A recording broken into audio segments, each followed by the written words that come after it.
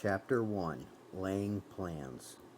Sun-tzu said the art of war is of vital importance to the state. It is a matter of life and death, a road either to safety or to ruin. Hence, it is a subject of inquiry on which no account can be neglected. The art of war, then, is governed by 5 constant factors, to be taken into account in one's deliberations when seeking to determine the conditions obtained in the field. These are 1. The moral law, 2. Heaven, 3. Earth, 4. The commander, 5. Method and discipline. The moral law causes the people to be in complete accord with their ruler, so they will follow him regardless of their lives, undismayed by any danger. Heaven signifies night and day, cold and heat, times and seasons. Earth compromises distances, both great and small, danger and security, open ground versus narrow passes, the chances of life and death. The commander stands for the virtues of wisdom, sincerity, benevolence, courage, and strictness. By method and discipline are to be understood the marshalling of the army in its proper subdivisions, the graduations of rank among the officers, the maintenance of roads by which the supplies may reach the army, and the control of military expenditure. These 5 heads should be familiar to every general. He who knows them will be victorious. He who knows them not will fail. Therefore, in your deliberations, when seeking to determine the military conditions, let them be made the basis of a comparison in this wise.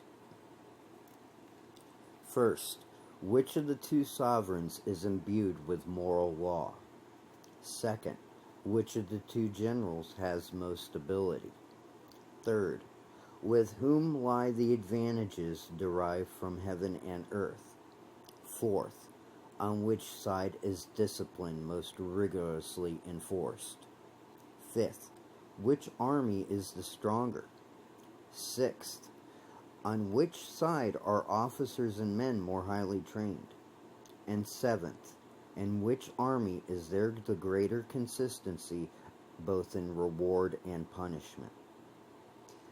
By means of these 7 considerations, I can forecast victory or defeat.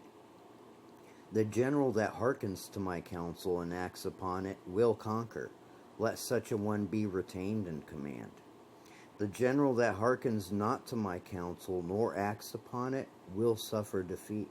Let such a one be dismissed. While heeding the profit of my counsel, avail yourself also of any helpful circumstances over and beyond the ordinary rules. And as according as circumstances are favorable, one should modify one's plans. All warfare is based on deception. Hence, when able to attack, we must seem unable. When using our forces, we must seem inactive. When we are near, we must make the enemy believe we are far away. And when far away, we must make him believe we are near. Hold out baits to entice your enemy. Feign disorder and crush him. If he is secure at all points, be prepared for him. If he is superior in strength, evade him. If your opponent is of choleric temper, seek to irritate him. Pretend to be weak, that he may grow arrogant. If he is taking his ease, give him no rest.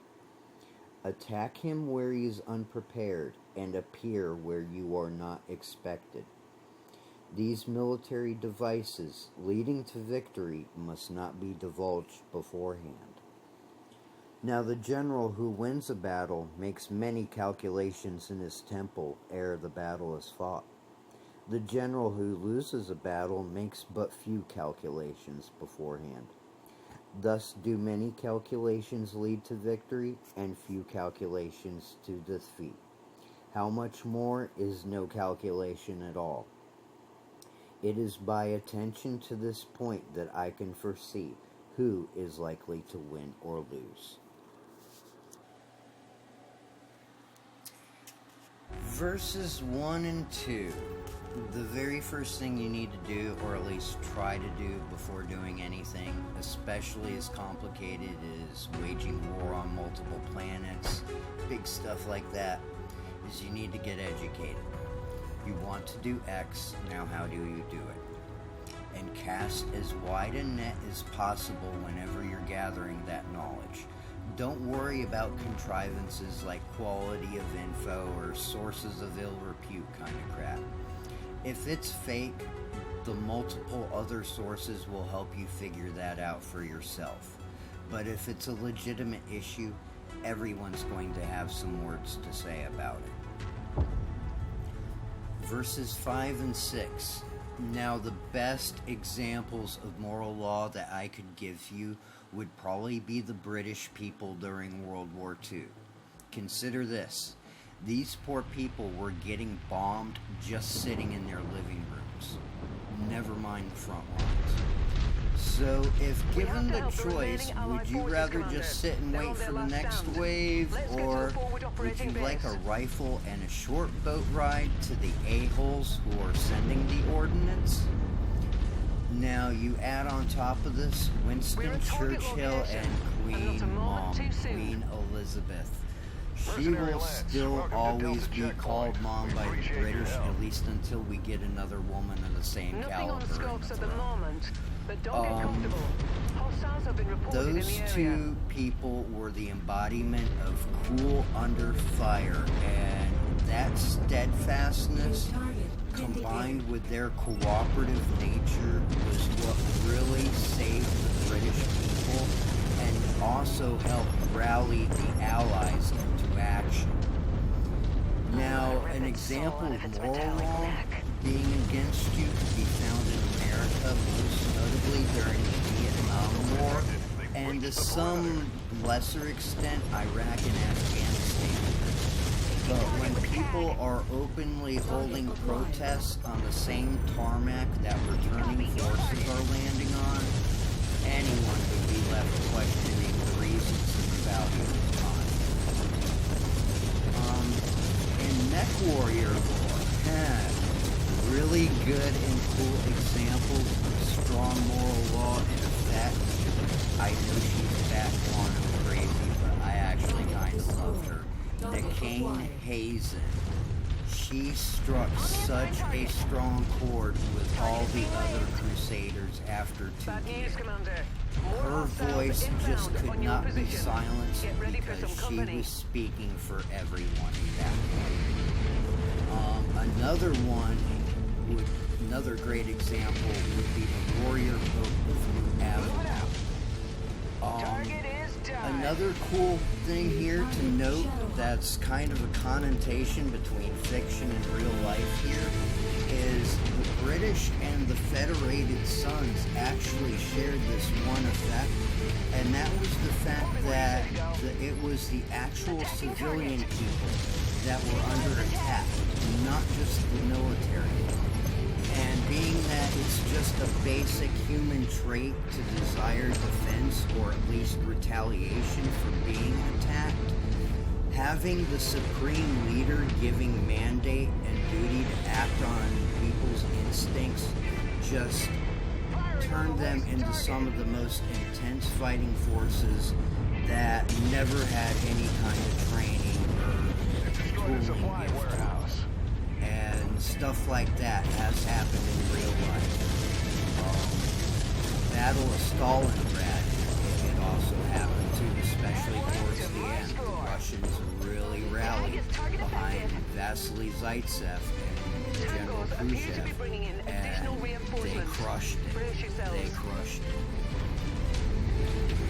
Verse 7. The importance of weather and the environmental conditions of your respective property disputes cannot be understated. Just ask the Germans at Stalingrad, speak of the devil. I mean,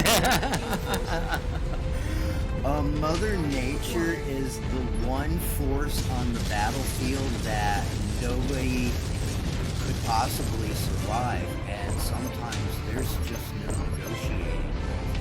So if you can ever use the weather or the environment to your advantage or to the enemy's disadvantage, do it. Because it's going to be the strongest secret weapon you will ever get. Verse 8. This is another key observation. Part of that location. And the guys who fought at Thermopylae any time would agree. Verse 10. I want to call to your attention to his use of a very specific line, and I quote, the control of military expenditure. Okay, so finances are a realistic devil in the detail, not just for mercenary knight warriors, but it's a real issue faced by real military skill. Everything from contrivances like the weapons made by lowest bidder to any modern scandal you'd like to mention, etc. Once again, the real root of the real problem is money. Loaded budgets are the first sign of status quo. And everything is fine until one day someone is knocking at the border and they aren't acting the status quo. Now, a really strange but cool example of this in reverse could be taken from our time in Afghanistan. We have all the most advanced laser-guided, jet-powered instruments hippity-hopping off my property. Simple fact is,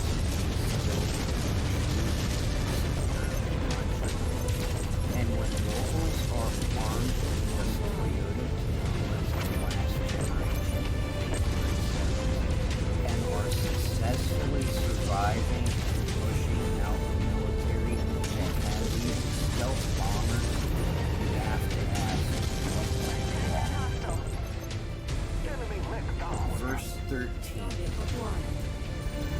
Now this is an interesting little segment. Everything we list is something that you could control on your side. I want you to realize that this comparison, these are things that you not only judge others by, but others judge you. And all of these things are controllable, except for one. Now, you go down this list of everything he talks about, and everything can change. Everything could be controlled. For example, generals. Those are people. They can come and go. And strength. Well, there's always some cool new toy or gadget you can buy that is. Everything else, discipline, that's policy. Just push up on that and get better at that. You can fix that. Moral law, I mean, just finding the moral high ground and being able to stay there and sustain it. All this stuff is something you can control. The advantages derived from everything here can be changed. Good luck. Target down. Verse 16. This is another reason why I actually love sun-tzu. If you ever see any opportunity, something never before seen, tried, seriously investigate. Some of the world's best discoveries, whether military, technological, medical, or otherwise, were all actually accidents. And who knows? It might just be your day. Verse 17. This is a key aspect of the plan. But when you can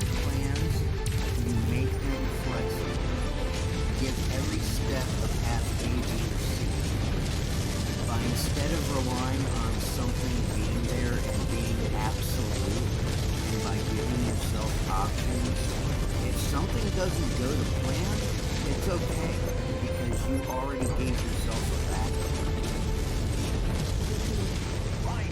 backup. Verse 18. Okay, so this is one of the world-famous Call of Duty lines that started coming out way back in approximately, 2004, 6-ish, I think, with Call of Duty Modern Warfare 1. Yeah, it's been about 20 years, guys. But that game originally came with a lot of various war-related quotes that displayed while you were waiting on the loading screens, and this was one of them. Its truth is subtle, yet it will never be overstated enough. Verses 19 through 25. Okay, so this is interesting. These are kind of examples of deception. Except for one thing that's kind of, it stands out on its own, and it's actually kind of fun to watch. Everything here is basically showing you ways and methods of deceiving the enemy. The one thing that stands out, though, is for 21. If he is secure at all points, be prepared for him. This is actually incredible because it is actually the birth or genesis of a very classic grunt soldier saying. If the enemy is not engaged, you need to be prepared for the enemy to engage you. That is actually the core of what he was getting to with that. And it's true. If you're not engaged and he's not engaged, well, somebody's about to be engaged. That's just the fact. Because warfare, one of the keys to winning war is constant, unrelenting pressure. Constant, unrelenting force applied to bend the will, the mind, the heart. And if you gotta go that far and deep to the very souls of the people you are up against, whatever you are trying to convince them of, that is how the convincation is carried across. This is human combat in its most elemental form, truth be told.